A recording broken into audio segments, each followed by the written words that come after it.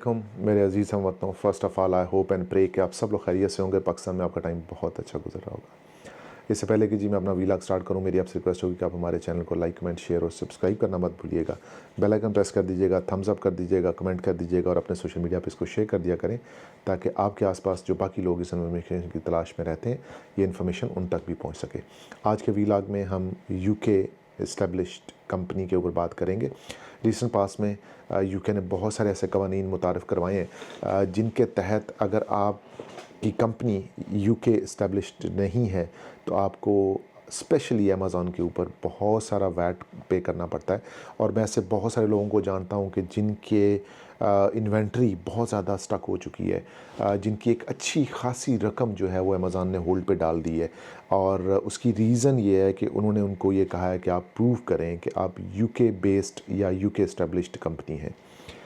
मैं इससे पहले थोड़ा सा वैट को आपको बता देता हूँ। वैट के बारे में यकीनन आपको अच्छा एक नॉलेज होगा, अगर नहीं है तो मैं आपको सिर्फ ये बताना चाहता हूँ कि वैट एक टैक्स होता है जो कि जब आप कोई बिज़नेस करते हैं तो जिस चीज़ को आप बाय कर रहे होते हैं और जिस चीज़ को आप सेल कर रहे होते हैं, दोनों तरफ आपको वैट पे करना पड़ता है।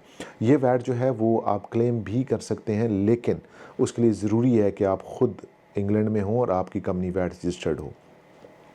अमेज़ॉन के ऊपर जो लोग सेलिंग करते हैं, अब उनका प्रॉब्लम ये आता है कि अगर तो वो वैट रजिस्टर्ड नहीं होते हैं तो ज़ाहिर है वो अपना वैट क्लेम नहीं कर सकते हैं।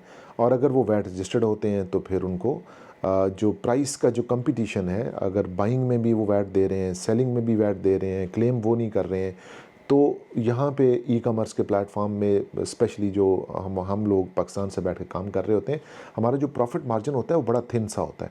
कोई इतना नहीं होता कि आप एक प्रोडक्ट के ऊपर जो है ना 10 पाउंड या 15 पाउंड कमा रहे होते हैं, जहाँ पे एक एक पैनी मैटर कर रही होती है, क्योंकि ज़ाहिर ओवरहेड चार्जेस होते हैं, स्टोरेज होती है, बाकी गंदबला होता है, सारा कुछ वो आपने करना होता है।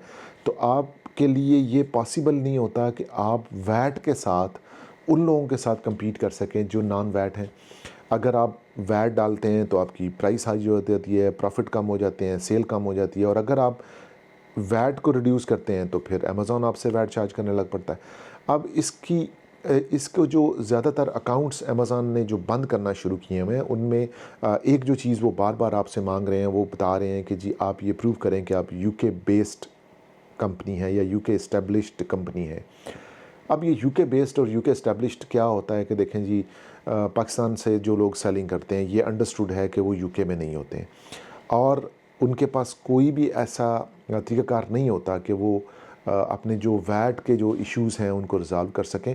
और अगर आपने अमेज़ॉन को ये बता दिया कि जी मैं यूके इस्टेब्लिश्ड हूँ, तो वो सिर्फ ऐसा नहीं है कि आपके बताने से ही वो यकीन कर लेंगे। उसके लिए आपको बहुत सारे डॉक्यूमेंटेशन जमा करानी पड़ती है, बैंक स्टेटमेंट जमा करानी पड़ती हैं, बिल्स जमा कराने पड़ते हैं और बाकी भी प्रूफ देने पड़ते हैं कि जहाँ पे आप ये साबित कर सकें कि आप वाकई ही यूके के अंदर रह रहे हैं। अब वो लोग जो पाकिस्तान में बैठ के काम कर रहे हैं और वो यूके के अंदर नहीं रह रहे हैं, तो उनके अकाउंट जी अमेज़ॉन ने कर दिए हैं बंद। सस्पेंड तो नहीं किए हैं, हमने उनको ये कह सकते हैं कि उन्होंने होल्ड कर दिए हैं टिल द टाइम कि वो अपना वैट या तो पे नहीं कर देते हैं अमेज़ॉन को, क्योंकि अमेज़ॉन ने उनसे वैट क्लेम नहीं किया हुआ। और ये रीसेंट पास में जो लॉज बने हैं उनके मुताबिक अब आप कोई भी ऐसा अकाउंट नहीं चला सकते हैं कि जो यूके बेस्ड ना हो या फिर आप वैट ना पे करते हो। और जैसा मैंने आपको बताया कि अगर आप वैट के चक्करों में जाएंगे तो आपका जो प्रॉफिट है वो इतना कम हो जाता है कि आपके लिए ये पॉसिबल ही नहीं होता कि आप नॉर्मल सेलिंग के अंदर आके कंपटीटर्स जो हैं उनको मैच कर सकें। और अगर आप यूके इस्टेब्लिश्ड नहीं हैं तो फिर ज़ाहिर है वैट पे करना पड़ेगा। अब इसका जो सलूशन है वो यही है कि भाई आप या तो अपनी कंपनी के डायरेक्टर को यूके बेस्ड करें और कोई ऐसा बंदा ढूंढें कि यहाँ पे रह रहा है, ताकि आपका जो वैट का इशू है वो रिज़ॉल्व हो जाए।